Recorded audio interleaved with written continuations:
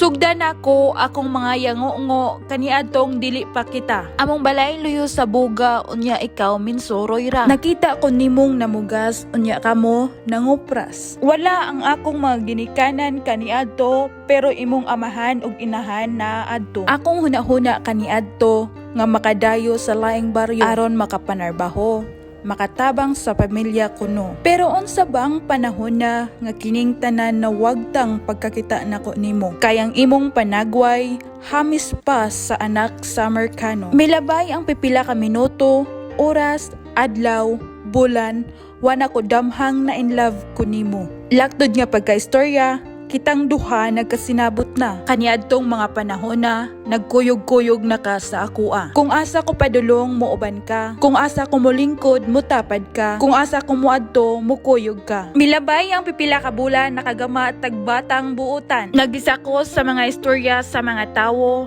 Kayong akong mga ginikanan kaniadto wala pa kahibalo. Nasilo, nahugno ang akong mga ginikanan pagkahibalo nilang ako mabdos na. Gipalarga ako nila sa laing baryo aron lang unta ilikay nimo. Pero wa lang gihapon ko nagpatunto akong gisupak ang ilang mga plano. Dili mo sugot sila nga magminyo ta kay lagi bata pa. Pero useless ra ang tanan kayong akong desisyon gudoy na tuman. Maunang nagkasinabot ang atong mga ginikanan. Kita gipaminyo na lang. Malipayon atong pamilya kaniadto sa kitapay nag-uban. Milabay ang pipila ka tuig na kahuna-huna kong manimpalad sa laing baryo aron matupad ang atong mga plano. Misugod ka sa akong desisyon mao na ang nakalarga ko dayon. Milabay ang pipila ka bulan maayo pa atong komunikasyon. Pero ambot pay unsay nahitabo ikaw na usab man kanako. Nanghugas ko sa nadungga na akong istorya kay lagi banata ka. Naglibog kog asa ko nagkulang. Gibobo gihuwad nako tanang paghigugma aron makontinto lang unta ka. Kaniadto mais humay yuta ang atong giukay-ukay pero karon laing inday na ang imong kalipay.